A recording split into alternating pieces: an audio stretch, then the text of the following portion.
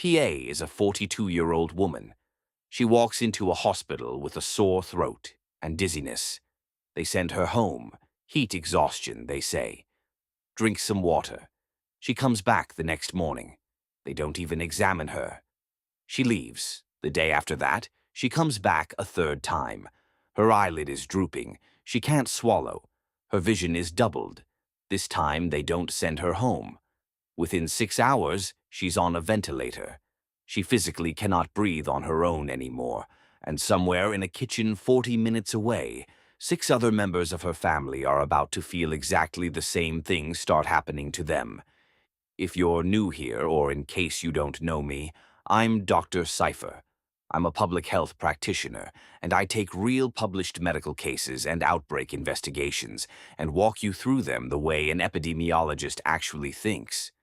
Not just what happened to the patient, what happened to the system around them. Stick around for that part. It's usually scarier than the disease itself. Like and subscribe. We tell the stories medicine doesn't usually let you see. Let's set the scene properly. This is Fresno County, California, June 2024. Over 100 degrees outside, a family throws a gathering. Saturday, June 21st, 31 people, indoors, away from the heat. Tamales, hamburgers, and a homemade salad made from nopales, cactus pads, a staple in traditional Mexican cooking, prepared by a family member who'd been preserving food at home for years. The food was good, so good that the leftovers got served again the very next day, Sunday, at a second gathering with many of the same family members. PA, our index patient, attended both. 2 days after the first gathering, she starts feeling dizzy, sore throat. She goes to the hospital. They diagnose dehydration, send her home. She's back the next morning. Worse. She leaves again without being seen. The third visit is when everything changes. Her eyelid is drooping. Her vision is doubled. Diplopia, from the Greek diplo, meaning double. She's having trouble swallowing, and doctors notice something specific about how this weakness is spreading. It isn't random, it's descending, starting in the face and throat, working its way down the body. There's a name for that pattern, and it's one of the few things in medicine fast enough to kill you before you understand what's happening to you. Within 6 hours of that third hospital visit, PA is intubated. A machine is breathing for her now. Doctors suspect botulism. Here's why it's terrifying. Botulism doesn't damage your muscles. It blocks the connection between your nerve and your muscle. The nerve fires the signal, breathe, swallow, blink, and the muscle never receives it. Your brain is still in there, fully conscious. Your body has simply stopped listening to it, and it starts at the top and crawls downward. Eyes, throat, arms, legs, then the muscles that let your lungs expand. Left untreated, you suffocate while fully awake, unable to move a single muscle to signal for help. While PA is being intubated, hospital staff start asking her family what she ate at the gathering. That's when 6 more people start walking into 2 different hospitals across Fresno County. Same symptoms, same timeline. Patients B through G, all of them at the same 2 family gatherings. All of them ate the same nopales salad. This wasn't one bad reaction in one unlucky woman. This was a mass poisoning unfolding in real time, across a single family, in a single weekend. This is where the system either works or people die. The treatment for botulism is heptavalent botulinum antitoxin. It doesn't undo paralysis that's already happened, but it stops the toxins circulating in the bloodstream from attaching to any more nerve endings. Every hour without it is more nerve connections lost, possibly permanently. The problem? Hospitals don't keep it on a shelf. It's stored at specific CDC port health stations, positioned at major airports across the country, for exactly this kind of emergency. Within 2 hours of the first hospital's call, public health officials had already contacted CDC to request it. The antitoxin was flown by helicopter to Fresno's regional airport, then escorted to both hospitals by the California Highway Patrol. 8 hours after the first request went out, antitoxin was in patients' veins. But it wasn't over. 2 days later, two more people walk into the second hospital. Patients H and I. Same symptoms, same gatherings. By now, 8 people total have been clinically diagnosed with botulism. 6 in intensive care, 2 on ventilators, 8 people paralyzed by a homemade salad.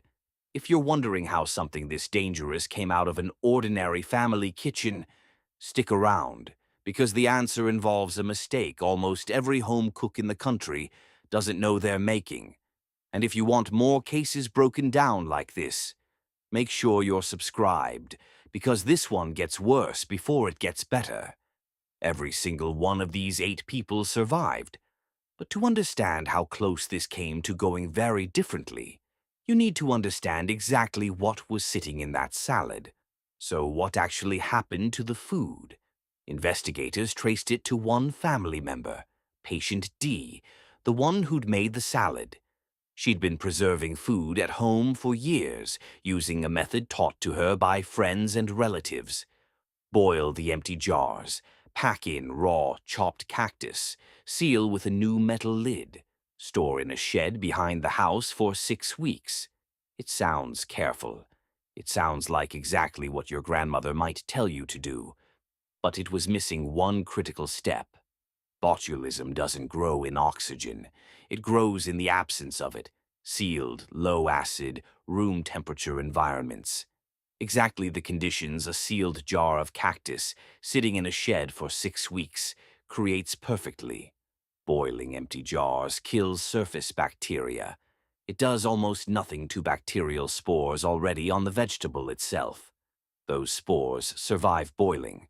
They sit dormant, and in a sealed, oxygen-free jar, they wake up and start producing one of the most lethal toxins known to science. Proper canning of low-acid foods like this requires a pressure canner, not boiling water, because only a pressure canner reaches the temperature needed to actually destroy those spores. Patient D didn't know that. Nobody had ever told her that. She was following advice passed down exactly the way food knowledge has always been passed down, from someone she trusted, who learned it from someone they trusted. It had worked every time, for years, until the one time it didn't. This is the part that should bother you as much as the medical horror does. This wasn't a careless person. This wasn't contamination from some factory you could boycott or blame. This was a family member in her own kitchen, doing something millions of households across the country do. Preserving food the way it's always been preserved in her culture, with zero formal training, because formal training was never offered to her in a language or format that reached her. Home canning guidance exists. The USDA publishes it. It's detailed, accurate, and free. But it's not written for everyone. It's not always translated, distributed, or taught in the communities that most rely on these exact preservation traditions. So the system doesn't fail because nobody knows the rules. It fails because the rules never make it to the kitchen where they're actually needed. And the only reason this story has a happy ending is because the rest of the system worked exactly the way it's supposed to. A hospital that eventually recognized the pattern. A poison control center that mobilized immediately. A State Department that called the CDC within 2 hours. A helicopter that crossed a state in time to stop 8 people from suffocating in their own hospital beds. 8 people walked into 2 emergency rooms, paralyzed. All 8 walked out alive, but the gap that almost killed them wasn't in their bodies. It was in who gets taught how to stay safe and who gets left to learn it the hard way. If this made you think twice about home preserving, share it with someone who cans their own food. It might be the warning they never got, like, subscribe, I'm Dr. Cypher. We tell the stories medicine doesn't usually let you see.